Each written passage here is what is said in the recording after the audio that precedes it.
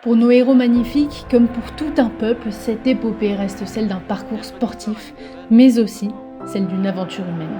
Bien avant ce 12 mai 1976, les Verts avaient su galvaniser derrière eux tout un peuple, toute une France. Les supporters et puis les téléspectateurs aussi ils se sont identifiés à cette équipe parce que il y a eu ce qu'on appelle maintenant les remontadas. Tout le monde se mettait les mercredis soirs. C'était la soirée ASS, les Verts, pizza et bière. Voilà. Toute la France était verte parce qu'on représentait certaines valeurs.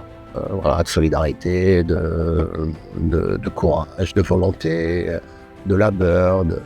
Le peu qu'on était sur le terrain, on était sur le terrain, on se battait, et ça, ils ont adoré ça. Quand on allait à l'extérieur, ils étaient tous pour nous, quoi. Donc, on avait un capital sympathie énorme, c'était toute la France, il n'y avait pas de rivalité. On n'avait pas 40 000 personnes au stade Geoffroy Guichard, on avait des centaines de milliers de supporters en France. Voilà, c'est tout, on s'est rendu compte de ça. Le football français était au creux de la vague, et nous, on est arrivés, on a pris un peu dans le cœur des Français, un peu la place de numéro 1. Et c'est là qu'on a commencé à dire « Allez les Verts ». Il y avait « Allez les Bleus », l'équipe de France, et « Allez les Verts ». Tout le monde nous aimait, quoi. Qu'est-ce qu'il y a de plus beau que de savoir que tout le monde nous aime. Chaque match devient alors une fête populaire, et le dernier n'aura pas fait exception. Sous le ciel terne de Glasgow, ce sont des dizaines de milliers de supporters qui ont fait le déplacement pour encourager leur équipe pour un dernier match, un dernier sprint vers la victoire.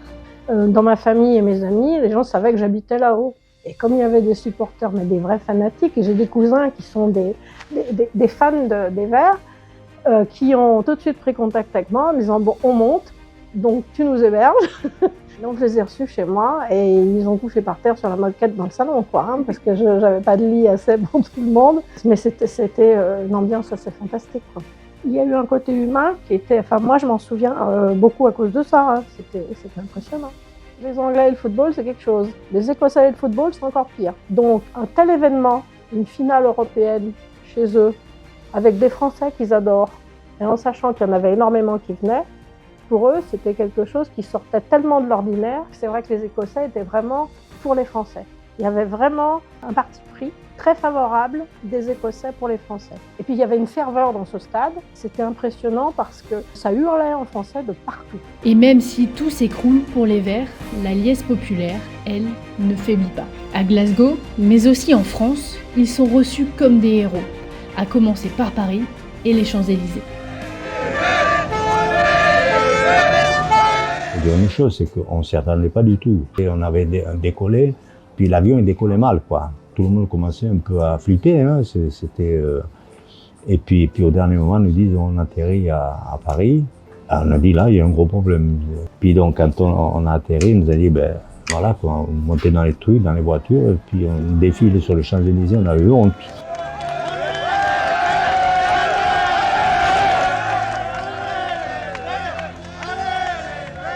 On a dit non, arrêtez. J'ai dit c'est bon, on est attendu à Saint-Étienne en plus. J'ai dit non, attends, on n'a pas gagné, c'est quoi? Autant on était triste à la fin du match, autant le lendemain on avait le sentiment d'avoir gagné. Alors donc c'est ça qui m'a marqué. Voilà, c'était ce sentiment-là parce qu'on avait encore une fois toute la France derrière nous. On a dit c'est pas possible. Mais c'est pas seulement il fait atterrir l'avion à Paris. Sinon que c'est la suite. Le Renault 5 vert. La Champs-Élysées remplie complètement. Et les gens chantaient, en plus, en parlant.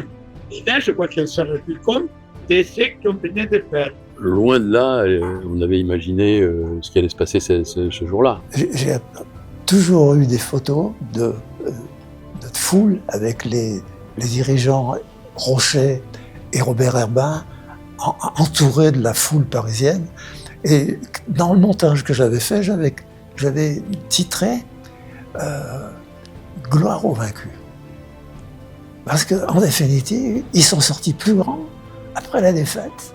S'il y avait encore quelques spectateurs qui ne s'intéressaient pas à la SS, il y a eu une traversée de Paris qui était extraordinaire. Moi, je me suis régalé d'une façon incroyable.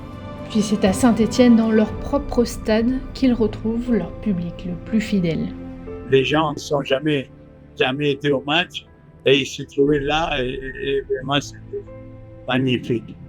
Le Chadron, c'est quelque chose qu'on ne voulait pas partir. Il y avait beaucoup de monde, voilà, on a fait un tour d'honneur. C'était bon enfant parce qu'il n'y avait pas, encore une fois, il n'y avait pas d'organisation, quoi. On est rentré sur le terrain, on a fait le tour, voilà, puis on est rentré, mais il n'y avait pas de festivité, quoi. Il n'y avait pas de, voilà, c'était simple, en fait. Un peu à l'image de Saint-Étienne, à l'image du club, à l'image de l'équipe.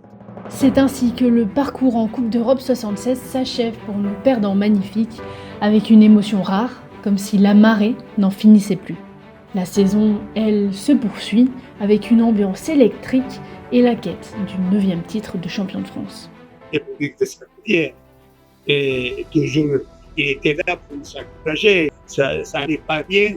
Et il commençait à crier, allez, et nous donner un oxygène supplémentaire pour gagner ces matchs.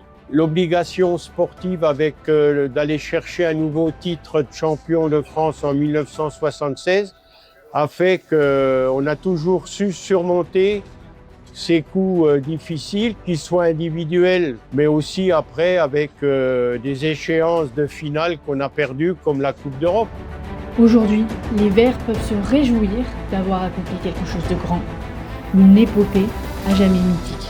On ne se rendait pas compte de ce que l'on représentait auprès du public stéphanois. On sait qu'on représentait une fierté, on sait qu'on donnait du bonheur aux gens, mais ce bonheur, cette fierté, qui n'était pas uniquement stéphanoise, on s'en est aperçu lorsqu'on a quitté Saint-Étienne. Mais ce qui est bizarre, c'est que 50 ans après, tous les gens se souviennent des matchs, même quand ils les ont pas vus, même s'ils étaient pas au stade, même s'ils n'étaient pas nés, même si c'était pas télévisé. On retient plein de bonnes choses et c'est ça qui est beau, quoi. C'est dire, il y a eu quelque chose qui s'est passé et c'était bien, c'était beau. Vous vous rendez compte, au moment où on enregistre ces propos, de 50 ans, il y a des gens qui se rappellent les matchs du mercredi soir à 20h30. C'est impossible de parler de ça. Ça fait chaud au cœur. C'est une caresse au cœur. Ça touche énormément. C'est peut-être ce qu'il faut retenir de cette aventure. C'est qu'elle ne s'est pas arrêtée à simplement porter le même maillot. On avait les mêmes valeurs. On était sans doute éduqués tous de la même façon. Et je pense qu'on est une exception. Mais on n'a pas de mérite. Parce que si on ne le faisait pas, on ne serait pas heureux.